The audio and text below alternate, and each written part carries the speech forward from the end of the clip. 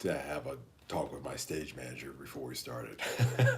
Hey, everybody, welcome to Upstairs to the Right Music Channel. I am Mike McWilliams. We are at midpoint of the week, so we call this the Wednesday hump. And help you get over it by talking about cool stuff in the world of guitars and recording and music history, things of that nature. So if you like that kind of thing, this live stream is just for you. You're really going to dig it. If not, then stick around anyway. There's always something interesting there's something for everybody, I like to say. And I first always start out by saying thank you so much for taking your time to spend a little bit of your time with me. I know that time is a valuable thing, and sharing a little bit of yours with me is greatly appreciated, always will be. Thank you so much. Whether you're going to watch this in the rerun or you're going to watch this in the live stream right now, either way, I just want to let you know I thank you so much. Mm. It's a hot one today, guys. So I shall drink my cool drink if you don't mind in between. Hey Ben, how you doing? Michael, how you doing? I saw Scott there earlier. There he is, Scott. Hey, how you guys doing? Good to have you back here. As always, thank you guys so much for always being here and supporting me. You know, to tell you the truth, like I said 100 times, and I'll say it 100 times more, I do this really because I appreciate you showing up to listen to it. So I won't let you down. Won't let you down tonight, hopefully. I have some interesting things to talk about. Let me get back to my notes here first. I want to thank you guys for last Sunday's live stream. Old School Gear Still Good in 2025. Honestly, that was a very successful live stream for me, and I guess it was a topic that a lot of people enjoyed. It bounced off the previous topic of me recording in Studio One and DAWs in general. You know, that Studio One is a gift that just keeps on giving. So there's a project page in Studio One. That's where you can bounce your mix down to 2 track, and you can master it yourself. Now you don't need that in order to master within Studio One, but it's a nice little feature to have. And so I've been using it for years. So when I went up in the corner to click to find the project page, I didn't see it there. And I realized that the version that I had was and here's the other thing, yeah, I'm going to start out with a rant. I'm sorry. Whether you guys record to a DAW, a digital workstation or not, but just give me just one moment more for this. I've been recording, to Studio One for a long time. And this version is version 6 now. And within Studio One, within their tier system, there's the like student level, there's the intermediate level, then there's like the studio version, and then there's the pro. So first of all, when you have that many tiers, which is basically lockouts of functions, that's a system that just should be a red flag anyway. I'm just, honest with you. And I remembered that the reason that I got the tier down from professionals, and by the way, professional is the only tier that has the project page in it, because there was some issue with my key on the last one, and they sold me this update, and it wasn't the full professional. And it got into a whole nother thing that I don't feel like dealing with. I need to contact them and try to straighten that out. But yeah, that's a gift that just keeps on giving. See, there's another phone call that I have to make. Hey, I had previous key was for pro level. This is not the pro one. I didn't even check. I didn't even think about it because that's the really only difference between the version that I have and the pro level is that mastering suite. That's really the only difference. Maybe a few more instruments, but I never use them anyway. But yeah, and so I never really noticed until I went to go use it. Not there. Yeah, that Studio One is a gift that just keeps on giving. But anyway, I mastered the song without using the project page. Of course, there's ways of doing that. But again, it's like, wow, man. It's just like, wow, blows my mind. 35 degrees Celsius. I'm outside my balcony, 29 in here. Yeah, it's the humidity that sucks. Yeah, I got some friends in Japan who are writing me saying the humidity is worse than Thailand this time of year. And let me tell you something. I've spent most of my life in that part of the world, and that humidity is it's not the heat as they say. It really is the humidity because it sucks. It actually sucks all the moisture out of you, and it just drags you down. Here, because I'm in Amsterdam, we're very close to the water. We're getting high humidity as well. But my problem is the low pressure systems that come in afterwards. I always get low pressure headaches. I had a terrible one last night, but I keep rolling along. Yeah. Hey, hello. How you doing, Rashad? So tonight's topic. You know, um, you know, we've all seen those beat up guitars and thought, could I save this or is it even worth it? And tonight, I want to talk about how I kind of approach whether decide or not it's something that I'm going to take one view or another with regarding a certain instrument. And this is based on my experience, certainly the amount of guitars that I've been through and the time that I've spent studying. So, I want to, you know, I I enjoy getting into the recording aspect talks and things like that are related to that side of things. But I really like talking about guitars. It's funny. I never really tagged myself as that kind of guy, but I really do I prefer these kind of conversations. So if tonight's live stream is not as popular as the last one, that's fine with me. I'm back on topic. Something that I like talking about anyway. And so I thought I would write the script tonight and talk about this. Um, so, you know, this I brought this in, and I keep bringing it out, but I'll continue to bring it out because I love it. The Greco from 1974 that I restored. I'd like to start off from here. Now, I got this again very cheaply because the store listed it as a D stock. In Japan, they do ratings A, B, C, or D. There is no F because they wouldn't take it in the store. But they listed D and they listed some of the problems. But when I got it here, the neck is fine. The truss rod is got a little life in it, and it's had a refret. And what it needed was it needed some adjustments and it needed some work. It needed, like I said, I did some wool work by filling in those dents that had gathered over time in the back of the neck. I filled them in, sanded it down, and then gave it a nice beeswax and uh, what do I use a combination of beeswax, yeah, just beeswax, yeah, just a nice beeswax with a paper towel. It gives it a nice, silky kind of feeling. And it was good to go. Cleaning, it needed cleaning. It was pretty corroded. A lot of corrosion on the frets. They needed to be cleaned and dressed, leveled.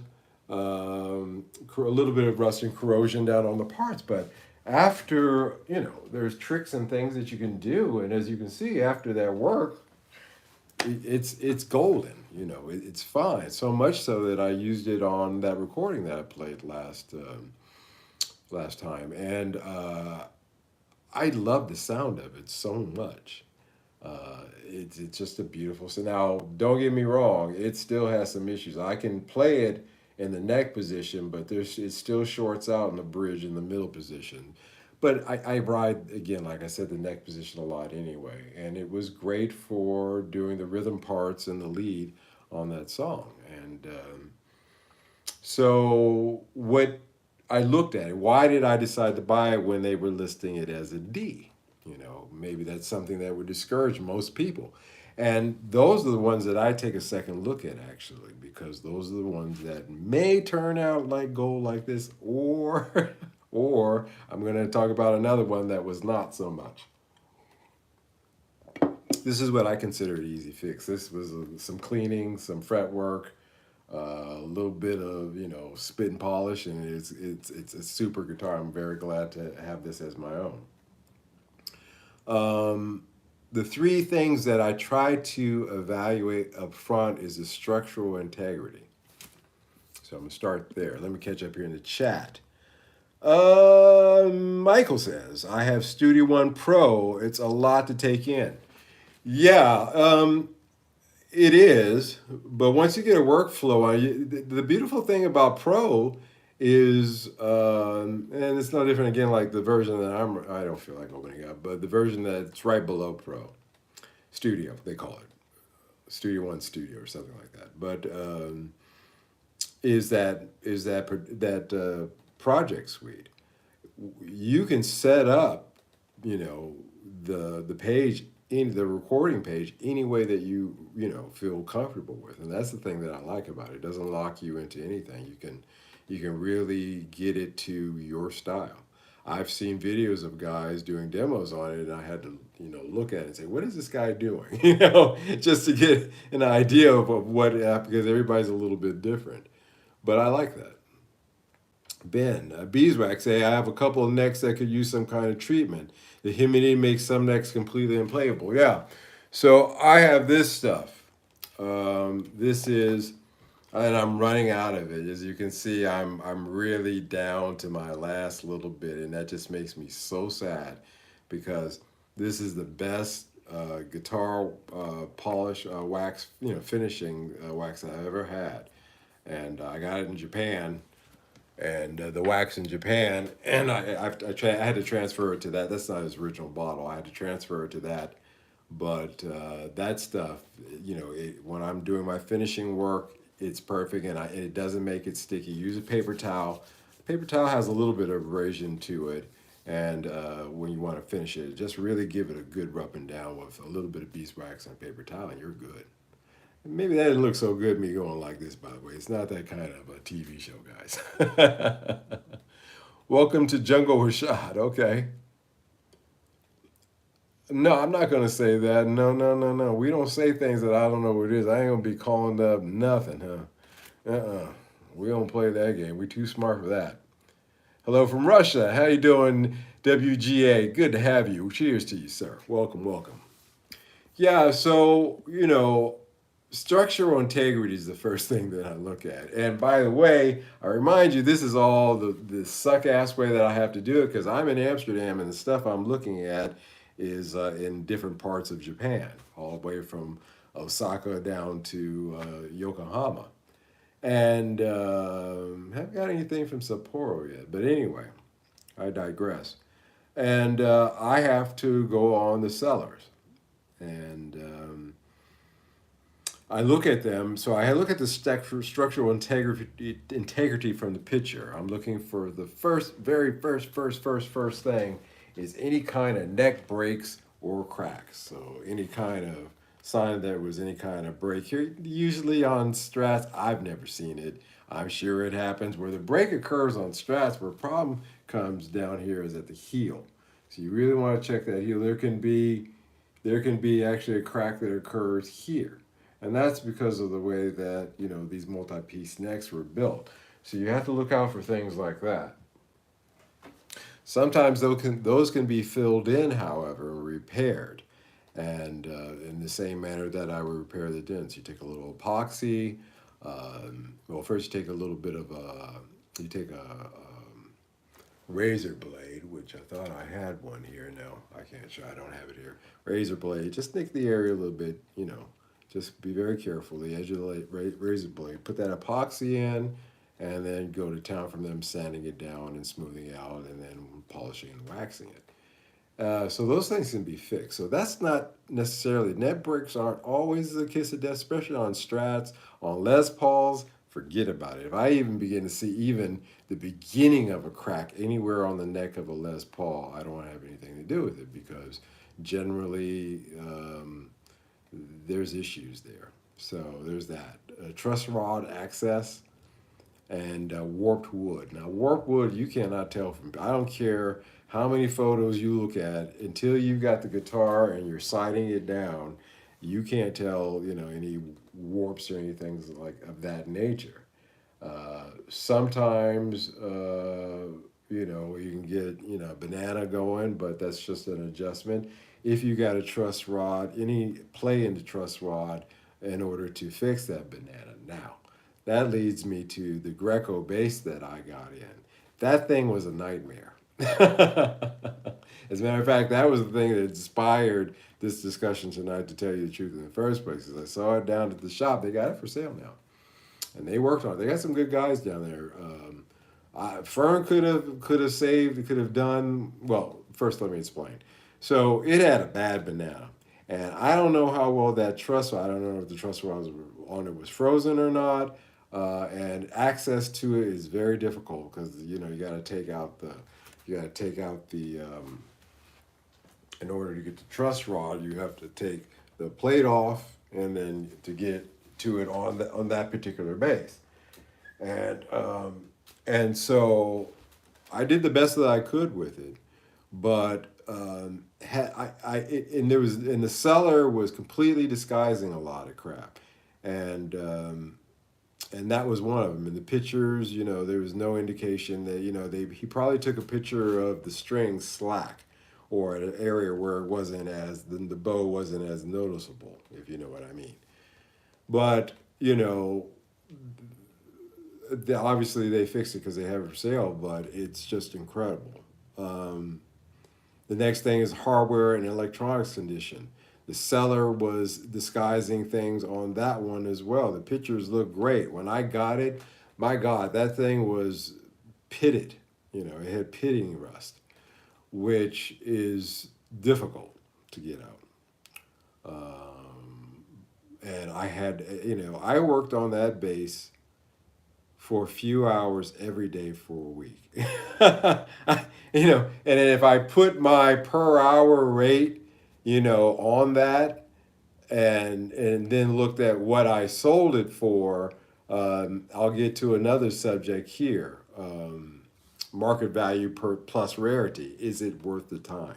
Is it even worth the time? Now, this is a very rare bass. It's a Greco copy of the Rickenbacker bass from the time. What is that? The 7448, something like that. But we'll get into it. What do we got here in the chat? Frederick Rogers in the house. How you doing? Michael Watson, I can imagine neck repair on a Les Paul would be a nightmare. Yeah, that's why you don't even want to mess with it. And the other thing is that, seriously, any kind of, I hate to mention it, but I've been watching, when I was mixing, like I told you, I mix here. By the way, this is another digression. Please forgive it. I won't forget the point there. But this room is 1/5 the size of my studio in Singapore. Seriously, because I had 2 floors. And the other half of the studio, this end of it that you don't see over this side, is my office space. It's got my desk and my other computer and all that stuff. And still in all, the sound in this room, I like better than that big room I had in Singapore. So I only mentioned that just because it was something I wanted to say to you guys.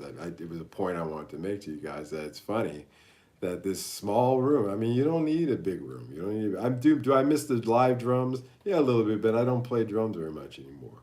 But yeah, dig that. But any sign I saw on Pawn Stars, because when I was mixing, that's why I brought it up, because I was mixing the album. The room sounded great.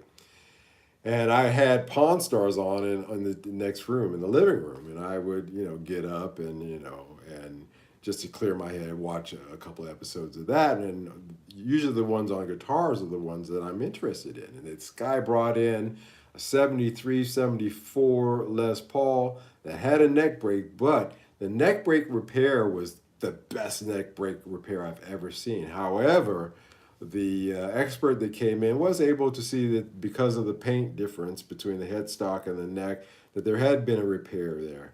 And that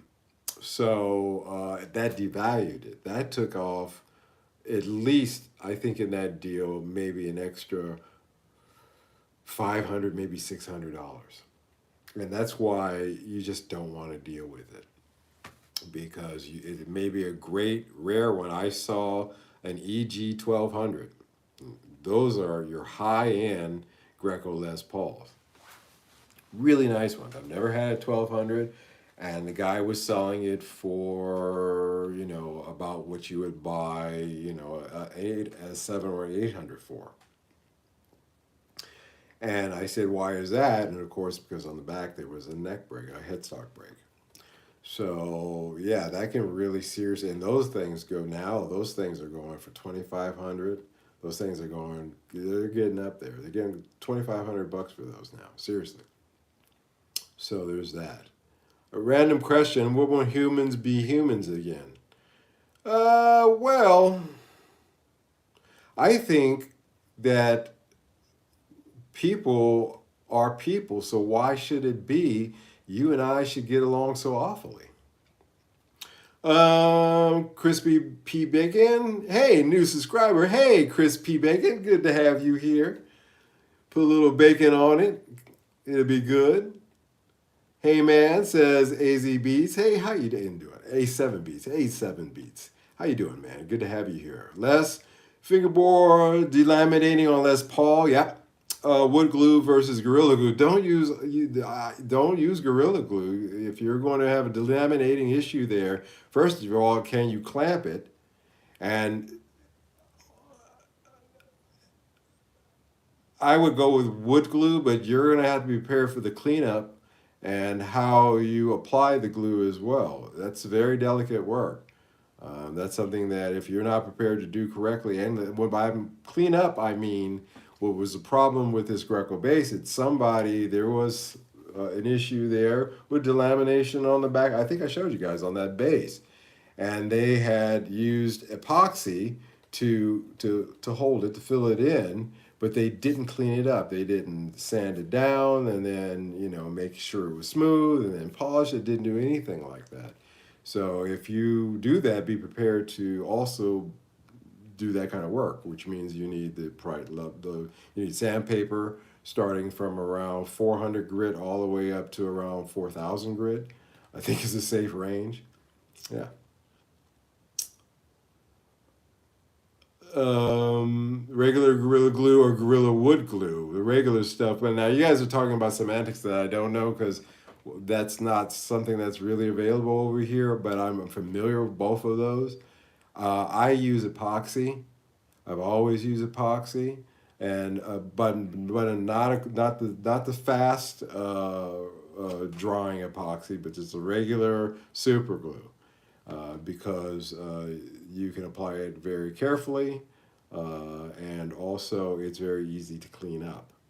And so there's that, and it's colorless. That sometimes Gorilla Glue can have coloring to it, that white milky kind of look to it, and that's not good. Hello, where are you from? Well, I'm from right here, right now. Where are you from? Lee, would you take regular glue or the wood one? I would take the wood glue if you have to go that route. But I described to you all the things that you're going to have to do. And I would think about epoxy too. I personally use a 2-part Glue Boost product. Yeah, there you go too. Even better suggestion right there. You got a couple of options there, dude. Just prepared to, again, do the work, because there's a lot of things to that. But I encourage you to do it. Don't be discouraged. Do it. That's what we're about here. Doing it ourselves. God loves you. Yes, he does. Thank you very much, 808J. I appreciate hearing that every now and then to remind myself that is the truth. Awesome. Thank you. You're welcome, Lee, man. And thank you for showing up tonight and being here. You're always welcome here. And you can always ask any question. Got a lot of smart guys here in the chat. a lot smarter than me. All right, so there's that. So hardware is a thing, man. It really is a thing. And you gotta be careful about that. And of course, the market value plus rarity isn't worth the time. Now, this thing has, there are not a lot of them. They do have rarity to them. They do go at a premium, even in a C minus condition, is what I rated it at by the time I sold it to him. I said that on my invoice. I'm rating this as a C minus because this reason, and this reason.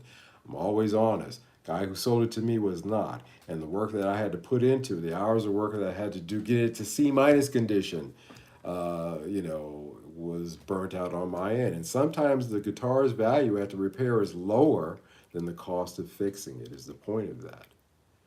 That's a flip it moment. But sometimes, it's a flop it moment. Remember that TV show with those two? Never mind, let me not use the language I use to describe them honestly, but those two folks flip or flop? Yeah. But there are sometimes some hidden gems that do pay off, like this 74 Greco 550. So, how do you make that determination? Um,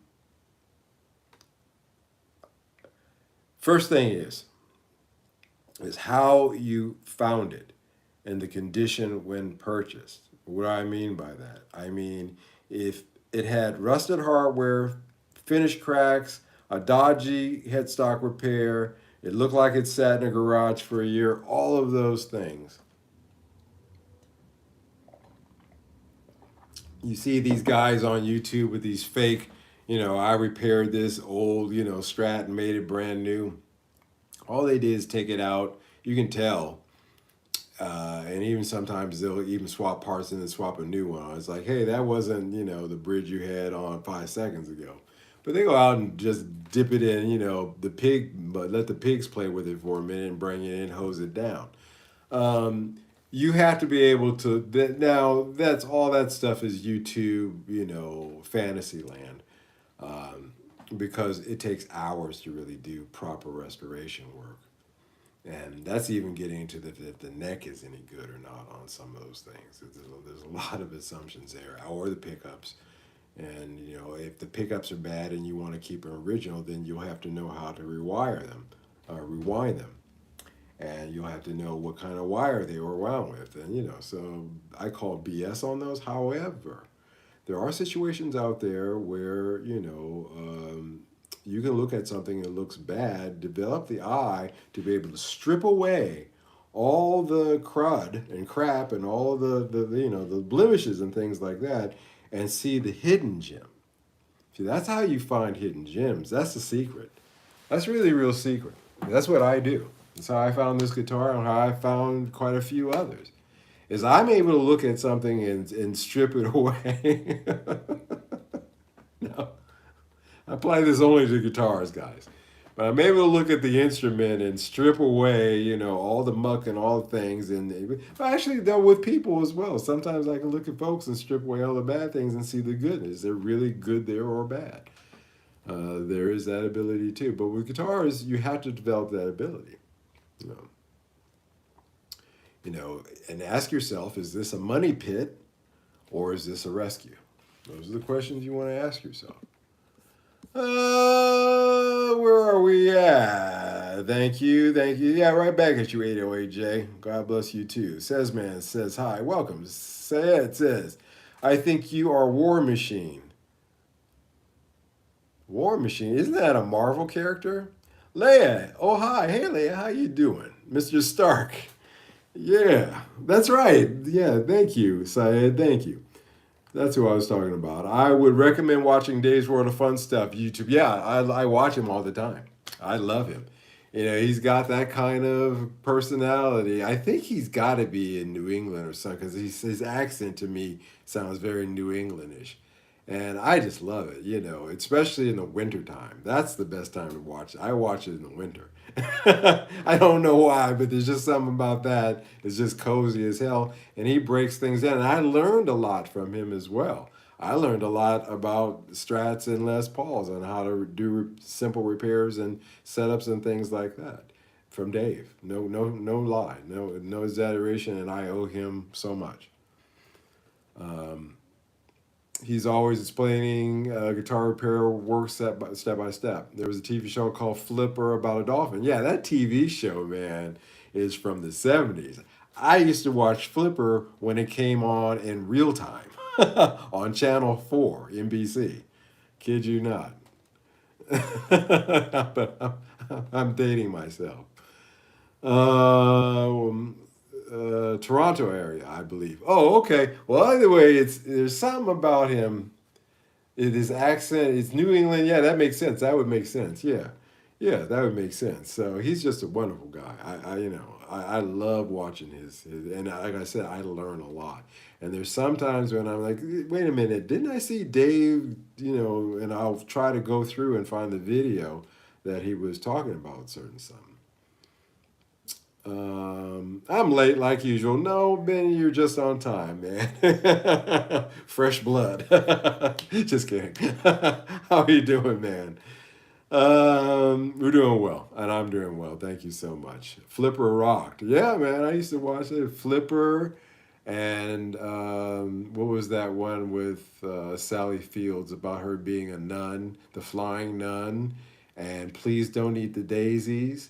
And I can tell you that whole lineup. Bewitched and Rerun Syndicate at some point. I used to watch that stuff all the time, man. That was the 70s. So, is this a money pit or a rescue? You have to learn how to look at something and ask yourself that question. And I kind of broke down how you could do that. Now, sometimes, like I said, it's got good bones. I saw this guitar in the pictures and I saw this immediately. The first thing that caught my eye was this cathedraling. So, when in this kind of ash, in this sin ash, in ash, they have something called cathedraling, in the wood. And when I saw that, I said, wait a minute, that actually only occurs on the high end models, like from 700s up. And I know that's a small thing, but if you think back to the last Les Paul that I got, that 900, that EG 900, I looked at the pickups and I said, wait a minute, those aren't the pickups that you would find on any model that I've seen below below a 600, and that was a Jeff Beck model, so I had to look it up, and so it wasn't that. But anyway, long story. So those little cues that you look for, and that of course comes through, research.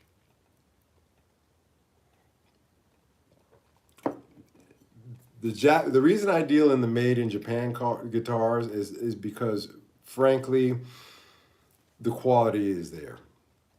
The quality and the craftsmanship is there, so much so that you know there's the chances of getting a dud are far less. I'm not saying they're not there because that Greco bass was a dud, in my opinion. I still can't believe that I sold that. Well, I can't. Let me take that back because I really put a lot of work in that thing to make it work, but I was sweating it. I was sweating that one, and I learned a little something from that too about about really checking, really checking. Especially the older it is. I have a '74 Greco Telecaster coming in, and before I bought it, I had that seller uh, take every angle of picture that I could get on that because I wanted to make sure that there was no issues like I had on that Greco bass. Funny enough, same year as this Greco Strat, but and this Greco Strat I've had no problem with. But again, like I said, for the most part, you don't get duds. So that's one thing too. The Greco's reputation for quality, even in rough shape, that'll help sell it as well. Rust removal. You guys know I went through that. If you want to look back at the video where I break down, I show you in real time about breaking down the three different methods for taking rust off of these older instruments successfully. by the way. That really works. Um, Fixing bad repair. Again, like I said, there's some guys out there who tried. I gotta say, God bless them. They tried. Um, again, I remember when Colin sold me that Epiphone flying V, and the neck repair that he had tried to do on it, he also used wood glue, by the way, and it did exactly what I was talking about. You can look at that video. And I knew it could be cleaned up and fixed. The shop that bought it, who took it on consignment with me, knew that as well. But if I had brought it back here, I would have actually redone that neck break myself. And bad cleaning up somebody else's bad repair is something that you don't necessarily want to do either. But there are guys out there who are, fantastic and have, the setup at home in order to do that. And that's when it becomes a great deal for you. It becomes economical for you to look at buying these guitars, repairing them, and flipping them, because then if you can do that work relatively quickly, and even when you're cleaning up somebody's bad repair, there may be some gold in that. So touch up and cleaning, hardware pickup work, things like that. The outcome is that you made it beautiful again. The whole end goal of any restoration work, I don't care if it's on a car or on a piece of furniture, which a guitar in a way has a little bit to do share with that. But you want to make it pretty. You want to, especially when you're dealing with wood or paint. Make it beautiful again. And that was my goal with that Greco bass. I said, doggone it, I'm going to make this as pretty as I possibly can so that when they look at it, maybe if, they got up early and there's still a little sleep in their eye, they say, oh, okay, that's good. Um, and It was not a gold mine. I, if I really counted in the hours that I put in it, not so much. But then I kind of say, well, that's kind of one of your responsibilities in selling, in terms of selling that instrument, is to repair it. But those were far more hours than I thought that I would initially thought that I would have to put into it. I guess the fate of things balanced out with this Greco here, because I thought I'd have to put a lot of work in it, and I didn't have to do very much at all. Um, but I can say that I did save a guitar that most people would have scrapped. That between my work and then the work that the shop did that I sold it to, that guitar is ready to go again. And I feel good about that. And maybe that's something that might be a consideration for you as well, is that you contributed to a fine instrument getting another 50 years worth of life out of it. Because it's one thing to read about them in a book. It's another thing altogether to actually have the ability to experience it. So there's that. Man, Omar, you must have been naughty, man. You didn't last 3 seconds. And by the way, Maddie Two Hats, welcome. I didn't say hello to you, sir. And yes, Bewitch rocked. I have to be honest, I couldn't have been more than 5 years old, but I thought that Elizabeth Montgomery was friggin' hot. As a matter of fact, she was in this B made for TV movie about Lizzie Borden on Channel 7 in the 70s. That I watched that show. It was a terrible, 70s, version of it. The Lizzie Borden had an axe, gave her mother 40 whacks, and she was Lizzie Borden just because of her. Because there was supposed to be some scene where she was wearing and I'm like, what was I, by that point I was like 10. So yes, I had a thing for her. All right. Man, Omar, you were just on a roll, buddy. I have no idea what you've been saying, man. Thank you guys for being my moderator, so I don't have to see it. It must have been something pretty bad. So, okay, let's wrap this up. This part. There's another part. So what makes a guitar worth saving? Wood is everything. If the body and neck are good, almost everything else can be replaced. And on a Strat or a Telecaster, you can even replace the neck.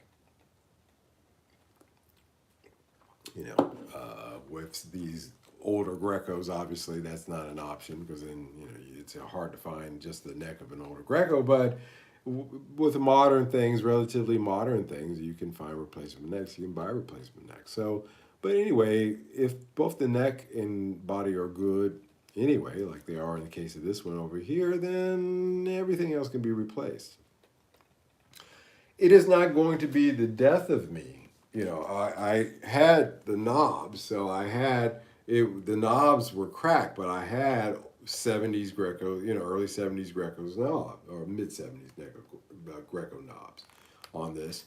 But I've actually ordered a set of replacement knobs for that. I wanted to try to keep it all original, but I decided that no, I'd rather put new knobs on it. And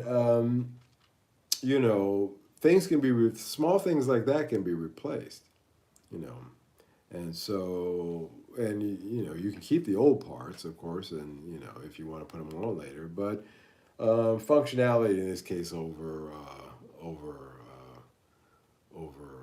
looks. Rust equals death does not necessarily prove out to be true.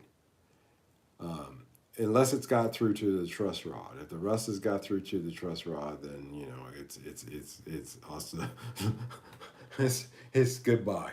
I was about to do my Terminator, right? I stopped myself. Cracks. You have to be able to distinguish between cosmetic cracks and structural cracks. And again, where are your structural cracks? First of all, on Les Pauls, you want to look down here and you want to look up here. That's the first place you want to look at. With Strats, pretty much well down here at the heel is your big thing, although of course there could be issues with the headstock, but I haven't seen a lot of that. Your structural issues will occur down here at the heel. You could get separation. If you got a laminated fretboard, there could be separation there. Things like that could occur, but you want to look out for that. Those are the things you want to look for. It's really the neck. Cracks in the body, you know, just call it relic. Previous repairs, someone did it wrong. We talked about that. Sentimental value versus market value. And I want to talk about this very briefly. It's really important to separate emotion from logic when reselling. I found myself in the early stages of doing this business that I would get emotional about something. I'd say, oh, but this is this, and they only made 3 of these on a lunch break on a Sunday in 1942. Because they were bored. And and because that means something to me, that doesn't translate out to the open market because most people don't know that, so that's meaningless. It really comes down to you got to separate those emotions out of it. You can't really look at it and say it's that. I think I've gotten to the point where I'm callous about it, actually, and very cold about it. I would love to keep some of those. I had some great Les Pauls come through, man. That 900, that is the finest Les Paul of any make, model, shape, or form that I've ever played. I'll be frank with you. Even like the neck, but I'm not keeping it. It's not for that. It's for moving on. And I think a lot of cats get emotional, and even then they have a hard time letting stuff go, and they end up getting these big collections that they really need to be moving on. And then sometimes the opposite could happen as well. You could let things go too fast, and some things you should hold off for the right time. And so there's a little bit of this, but watch out for the sentimental value versus the market value. And also the cost of parts versus potential resale. Say, for example, you have to put a new set of pickups in it. Well, pickups are you can get a set of ceramic pickups these days that'll do just fine for relatively cheap. What is that company? Oh gosh, I can't think of them right. GFS. They got great pickups. I have a set of P90 GFS in my little parts SG back here. That I haven't brought out. once I got these two Strats, that guitar again. I will, and I won't play it. I'm gonna say, oh, I'll bring it out sometimes and play it. No, I won't. I want to, between this Greco and my parts caster, and the way they sounded and worked, so because I used them both on that recording, I'm good. I'm really good. But the cost of parts, you can get pickups pretty cheap. Most parts you can get relatively cheap these days, depending upon where you source it. So that shouldn't have too much of an impact on the potential resale so long as you got the initial instrument at a good value. So, always assess before investing. Don't fear rust or age. Fear warped necks and twisted bodies. I've never seen a twisted body really, but I throw it in there because when I was researching, about warped necks and how common is it, the term twisted bodies also came in as well. I was like, twisted bodies? Isn't that, that Chubby Checker song? Scott, Mike, if a neck bolt is fine, what difference does it make if the neck pocket is cracked? Once the neck is fastened down the pocket, it doesn't really do anything, correct? No, but what could happen is, again, I'm talking about not a one-piece neck.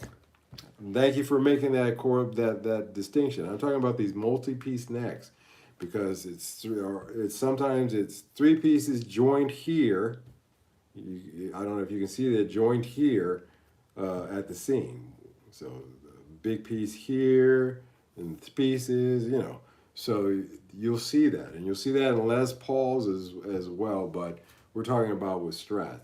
Now, I see your point. It's in there, but you could get separation here on these multi-piece necks. But again, on a one-piece neck, you're right. It really wouldn't make a difference. But that would also possibly be an indicator of a pressure crack where the tension is causing that. So, and it's causing a bulge, which is pushing that area where you can get the the poly spray or nitro spray where it starts to come up. So I've seen that. Good night, everyone. Hey, good night, sir. May your dreams be peaceful. Thank you. Your sleep be deep. I would love that. And tomorrow will be full of happiness. Man, I like that already. Thank you so much. Stay safe and sleep well, my dear friends. Hey, thank you, man. That's wonderful. That's actually wonderful. I love that. That's great. Thank you very much. Appreciate that. We will all take that one.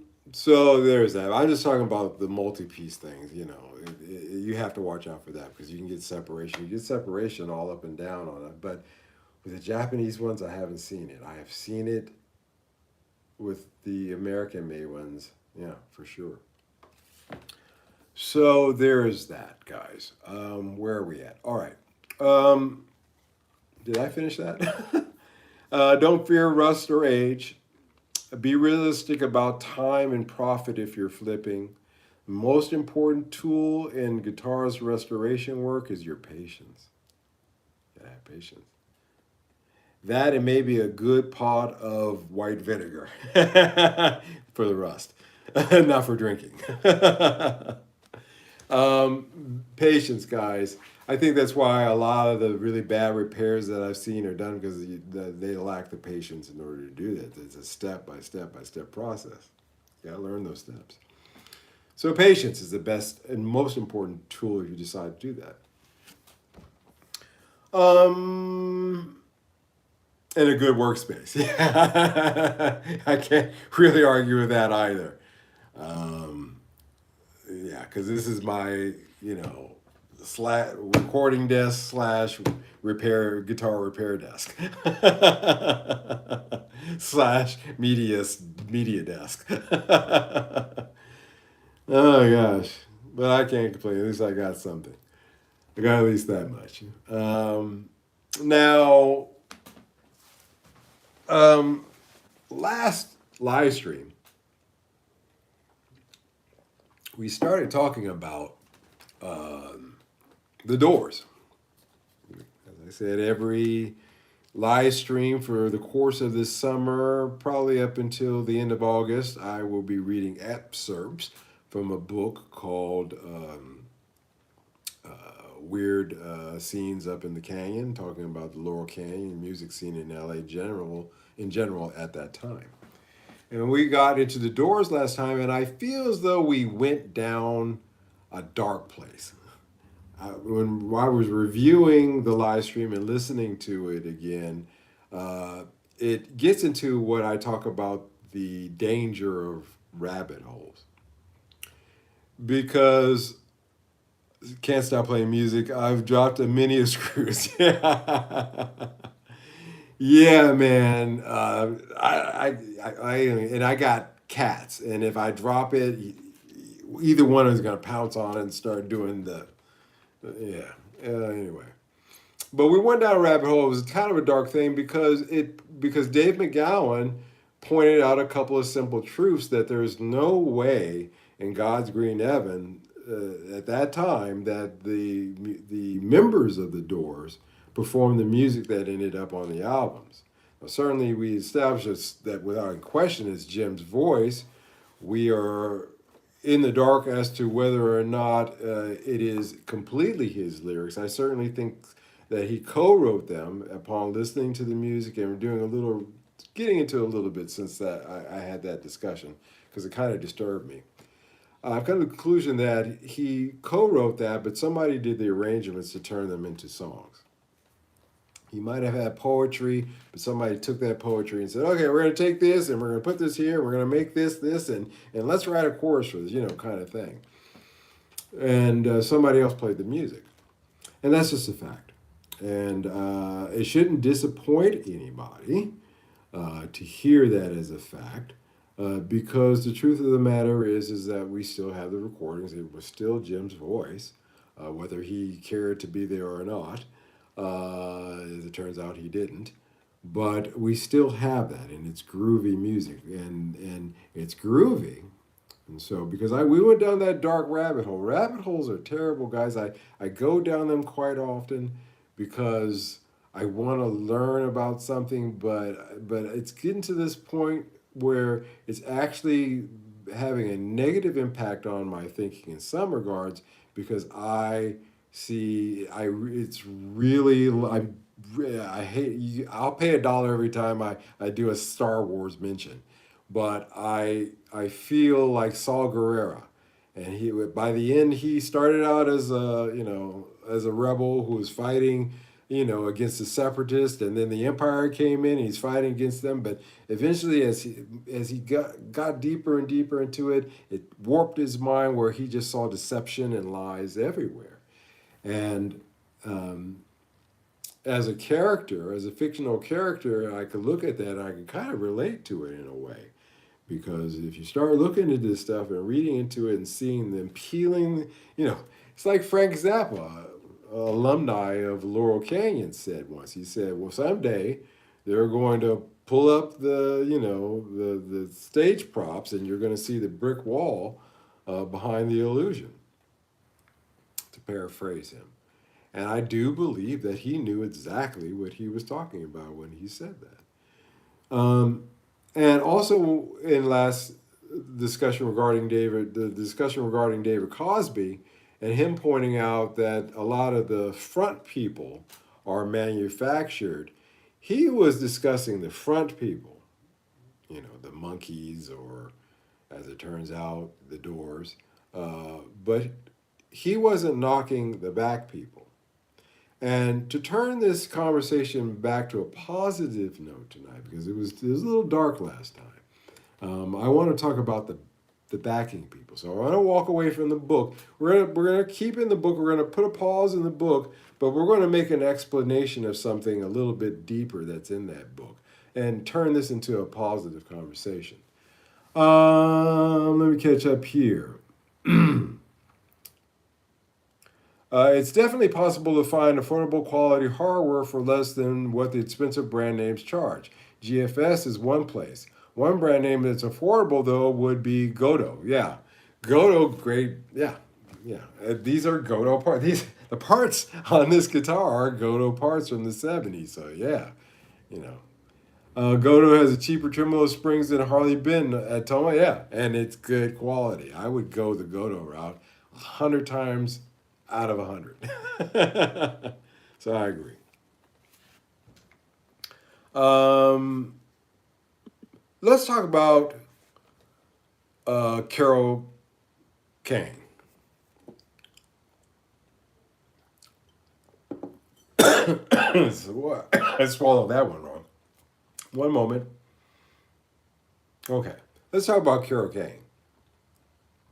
She recently turned down Inception this fall into the Rock and Roll Hall of Fame. He came to her and said, Carol, your ticket's been pulled. It's time for you to come. And she said, no, thank you. I'll pass. And if I couldn't admire her more for her sheer musicality output and just overall making some of the best sounds that I've ever heard out of anybody, man, woman, or whatever. Um, the fact that she said, screw you, I'm paraphrasing, really just puts her up into she's the best. And why did she say no? She said no because she feels as though the Rock and Roll Hall of Fame focuses more on individuals than the groups of people who made it happen. In other words, in her opinion, the musicians that she worked with, all of them, and at some point there was over 400 of them. They make it seem like it was a small group, but at any time there was hundreds of musicians who were going in and out of the and making up this LA scene, making up this churning out this music for all of these groups. And I want to talk about them tonight. If she refused to accept that nomination, which puts her up there, like I said, I admire her. What integrity. What fantastic integrity. One out of 100. Okay? One out of 100. So if for Carol tonight, I'd like to talk about the people that she wants to have talked about. And I draw this into the discussion regarding the Laurel Canyon scene because these are the guys who were playing and the guys and other folks around her were the ones that were producing the music that was coming out of that Laurel Canyon area. They were the real ones. These are, I believe, I don't believe, I know it. I defy anybody to find me, something to prove otherwise because we've already proved the obverse is not true. I believe it was these guys who played on all those, Doors records. I think they had a session for about a month, 2, 3 months. They cut enough material to last a couple albums, and it went from there. Most of the background of these players was in jazz and classical music.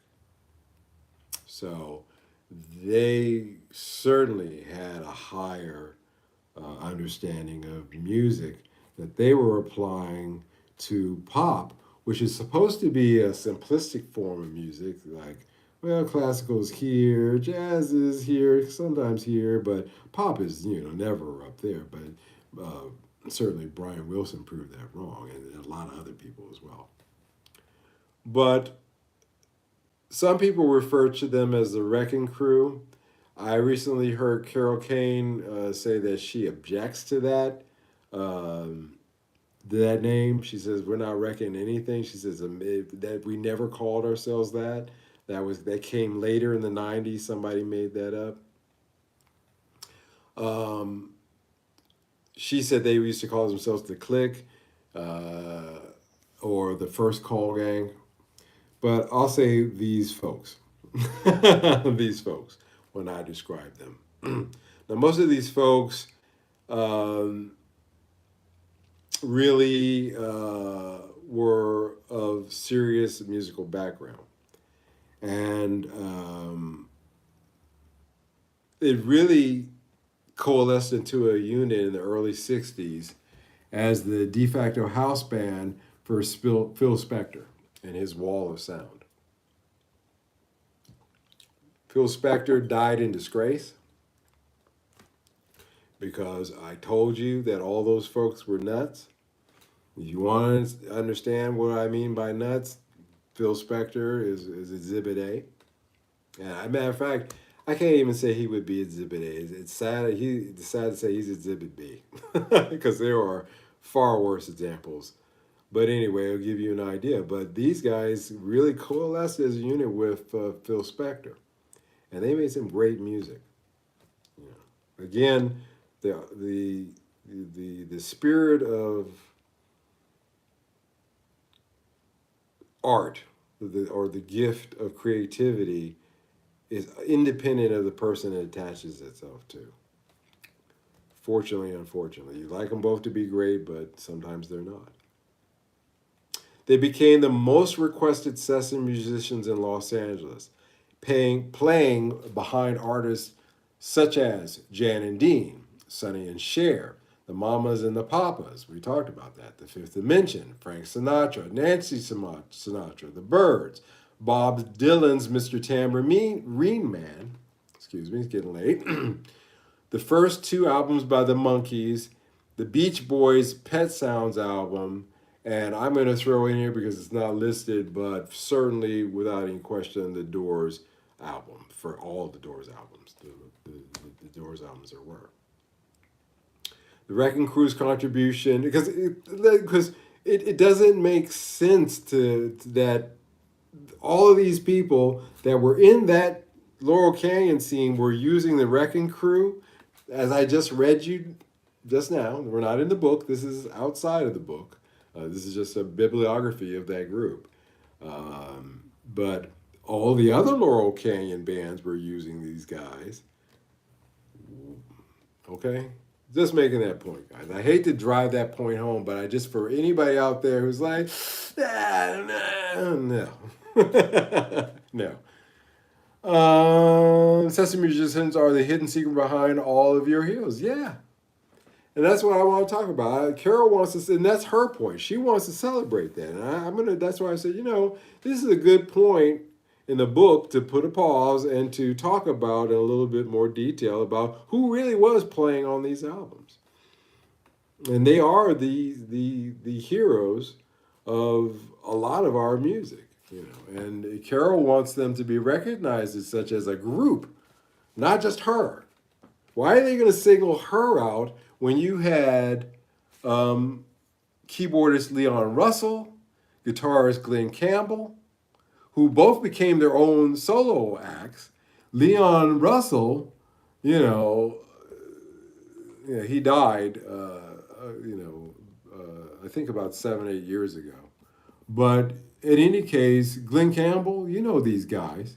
Glenn Campbell had his own TV show eventually at one point. But this guy was a monster guitar player. Glenn Campbell was a monster guitar player. You had Earl Palmer, Steve Douglas, Tommy Tedesco, Larry Ketchtel, who later became a member of Bread.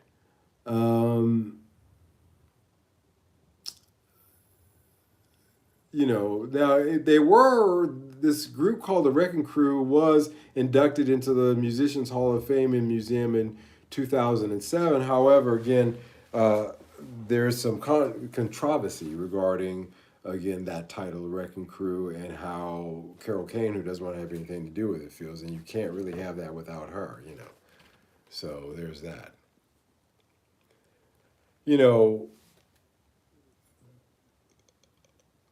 At the time, multi-tracking equipment, though common, was less elaborate. You really only had 4 tracks. And instrumental backing tracks were often recorded hot. In other words, it was recorded live, okay? And then you did the overdubs on that live. And sometimes you had to bounce things. And musicians had to be able to be on call when producers needed a part to fill a last-minute time slot. Los Angeles was then considered the top recording location in the United States. Consequently, studios were constantly booked around the clock, which is why you had some of the finest recording studios were in LA. I had the pleasure of working in, or at least gophering to some of them before they disappeared. But this is the reason why they were. This was the highlight. They were booked 24 hours. They were money machines.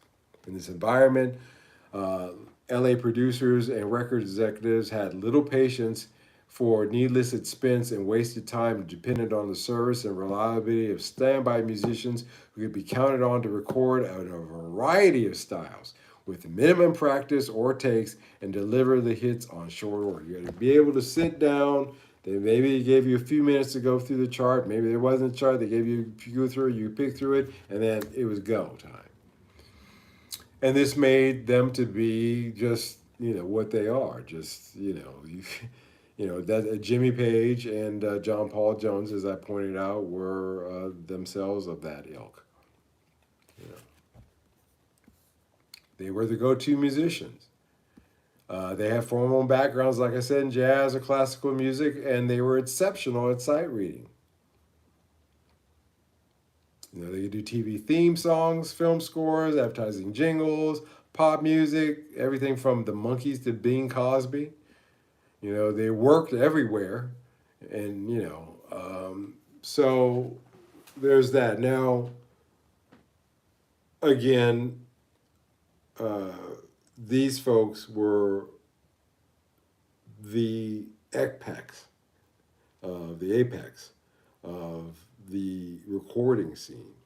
And it just so happened to coincide with the burgeoning pop music that was coming out, the new pop music that was coming out of Laurel Canyon, amongst other places.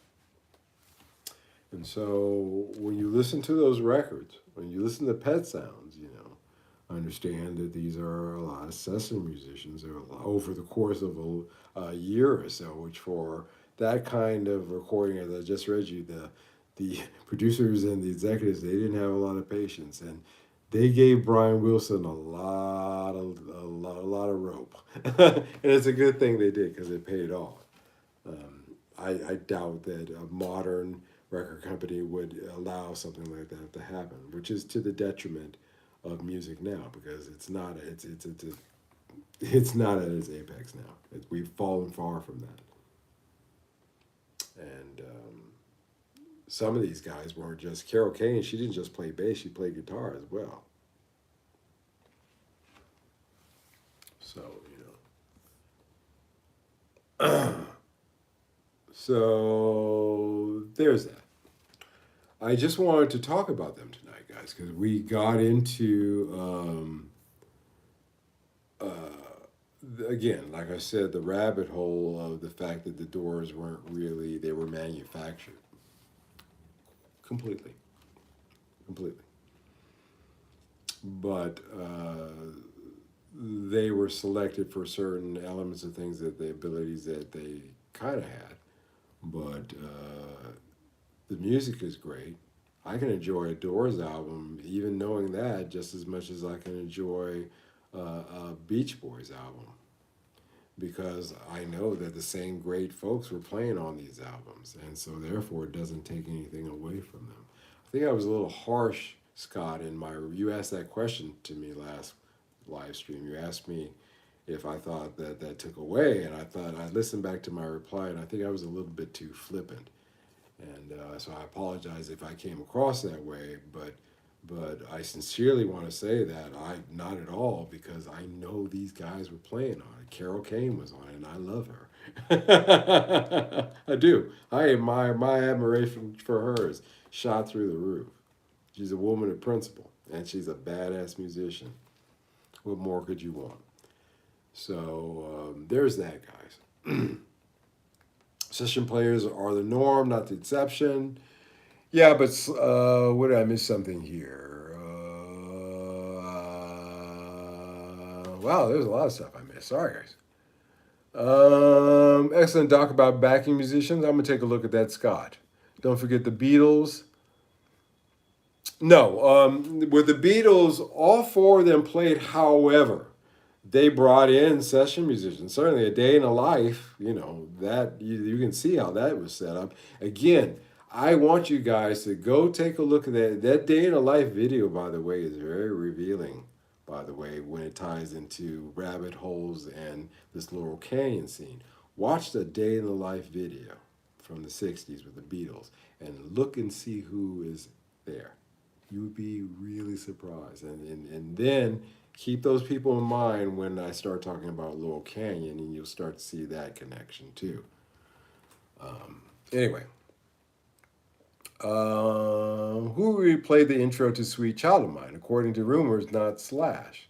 Someone was quoted as saying it was a real bummer when I found out all my favorite drummers were the same guy. Well, my favorite drummer, who's not the same guy, always of that era, always would be John Bonham, and trust me, that was nobody's gonna play like him. His son is pretty damn close. You can't get God rest his soul. You can't get his pop anymore. But if you want to get that sound, go to his son. Session players are annoying, yeah. But Slash is the same type of guitarist as me, making mistakes all the time. And if you get caught in a bad loop in the studio, it can be difficult to get it right. Yeah, yeah. That's crazy. It's crazy. It's always easy to play the intro, the solos, or it's mind blowing. Um, I don't know. I never heard that story. Um, uh, yeah, he can play it now though. I bet he learned it now. I seen him play. I seen it. Have you ever heard Aurora? Do you think she maybe have been as well? Are we talking about some weird cult stuff? It's most likely Tim Pierce on a lot of those. Yeah, it's most likely Tim is on a lot of those records as well in the '80s. All that Rick Springfield stuff is of course Tim, and it sounds great. I love it. I love his work, and a lot more people than that. But that kind of work has gotten down to the point where people fly the tracks in through the internets to Tim, and he works them out in his studio there. And I think that's better because he's in a comfortable environment and he's able to do more. I think that's actually not a bad thing that's come out of that. Anthony, how you doing, sir? Good to have you here. Bon Jovi's bassist. Oh, say that fast 3 times. Bon Jovi's bassist never played on the records. Yeah, I heard that. That one I heard. So yeah, Tim did a lot of early playing for John. Doesn't surprise me. Um, you know, again, it doesn't take away from the recordings. Whether I know that Prince played all the album record, all the instruments on most of his records. Sometimes it sounded great, sometimes it sounded like shit, but I knew it was all him. Mostly sounded great. Um, and whereas there's some records I wish that he had worked with other people, does that take away from that? No. Again, like I said, the end result is all that's really important. Regardless of whether one person or 400 got you there, is the end result good? And I agree about it. My favorite Doors song is LA Woman. I used to blast that song in my father's B&W, coming off the 405 freeway on Sunset, headed towards Westwood. And on a night like this, on a summer night like this, and I'll never forget that feeling. But it doesn't. Now that I know that it was no good, it doesn't matter. I still like his voice, and the vibe of it. Whoever did that work did great work. Tom didn't play bass on any '90s Slayer albums because it takes him too long to learn the songs, so Kerry King would just play the bass parts. Yeah, lots of fables and fairy tales in me. Yeah, it's all based on on a lot of things. Now this stuff is relatively harmless, you know. in some regards. It's relatively harmless. Nobody's really harmed, and a lot of cats got paid, and like I said, it still went out. And next live stream, we'll get back into the book and we'll talk a little bit more about the not so harmless stuff. But I wanted to lighten it up because, like I said, that last one was too deep, even for me. The implications of it as I was reading through that and again pulling things out of my home file that I had read before, and I said, okay, this passes the smell test, absolutely.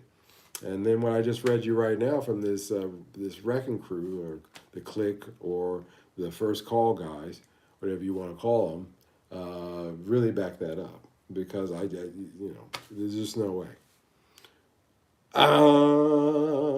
Mike, there's a relatively recent clip of Slash meeting up of Slash messing up the "Sweet Child of Mine" intro live 3 times before getting it right. Then he sounded great. Some people are just moaned, but yeah, I used to do that when I played too. I had in Nagoya when I had to play at the improv club, and I had to learn everything Michael Jackson, Marilyn Monroe, Whitney Houston. I had to learn those songs, and I was a keyboard player. And there were some nights where we had played that song a dozen times, and just in the middle of it, something in my head, I kid you not, would just click off. And I would disassociate myself, and I would just start playing all kinds of weird shit. And the band leader would look up at me like, what the hell? And I knew that I was in that mode, and my mind had lost. And I'm not kidding. I don't talk about this a lot, but it wouldn't happen a lot. But I played enough. I played live for years, for every night for years, and there would be sometimes when my mind would just click like that, and I would make mistakes. I couldn't get into it. Then once I, got a break or got into it again, then it was all right. But yeah, I know that. I know that for a fact because I've experienced it live. And I remember I was playing something. Somebody was like, "What the f were you playing?" I don't like to curse too much, but those brothers they didn't hold the f bombs back. They were like, "What the f were you playing?" I'm like, sorry, man. I just kind of I sure. I always worry this happens. Friday night, you went by your boys, went out to eat. They hung out, but you came home around 3. Yes, you did. Mike, there's Friday night, and you and your boys went out to eat. They hung out, but you came home around 3. Yes, you did. I hope, Mike, and welcome, by the way, that's the lyrics to a song. I don't know how I could personally apply that to myself. That sounds interesting. Izzy did a lot of playing on the early records and wrote a lot of songs. So I believe that too. There's always one super talented guy who really brings it all together in a group. One or two. Very rarely everybody. The Eagles fought over that because they wanted control, because actually individually they all could have pulled it together, but that doesn't necessarily work out either. Slash is pretty good these days. It's a lot of cleaner lifestyles. Well, yeah. Yeah, at least he had an excuse. He was on drugs. I had no excuse. I didn't even drink. And I sure as hell wasn't doing any drugs. My my drug of choice, just to be frank, back then was chicks. How many of these Japanese girls could I go out with in a given week? Innocent enough. But that is about as wild as I got. When I cover songs on YouTube, half the time I'm deep in thought about something completely unrelated. Yeah, yeah, it happens. Yeah, it's a Whitney intro. Um, I do like your smile. Thank you very much. So yeah, it happens. It happened to me. It scared me because I was like, boy, that was what I was afraid of every time I went to go play was not when I was conscious of it. It was not going in front of people. I love that. I really love that. But it was, am I going to get that little where I got to whereas sometimes I'm on it or I'm on the one from the downbeat, play the whole set all the way through, no problems. Do that for weeks on end, and then I'll have that one night where things just go south in my brain. It happens. So, guys, we draw a close to the Wednesday night hump. I want to thank you so much for taking the time to tune in as always. You are nothing like a lick, a semitone too high. Been there, yeah. I'm not in. I'm talking about. I would just start playing nonsense. I wouldn't even do that. I'm not kidding. I would just start. I'd just forget where I was at and what it was, and then I'd panic and I'd try to play something in because I'd forget the part and it was never right. Yeah, man, dig it. All right, folks. Thank you so much. Really, from my heart of hearts, all the old uh, folks and all the newcomers. I want to thank all you guys for taking time to listen to a guy rant about, stuff that may or may not help, but I think it may help you, some of you guys out there in some regards. And also, again, pay homage, like Carol Kane would like us to the guys who made those records, who really made those records back in the 60s. I'm glad to be able to do that tonight. So until the next one, guys, you take care. Thank you to all you. Thank you to Maddie and Scott, as always, being fantastic, super duper moderators. Always being here for me, guys, and all you guys. I can't say thank you enough. And I'll say it 1,000 times more, I hope. All right, guys, take care. Bye bye.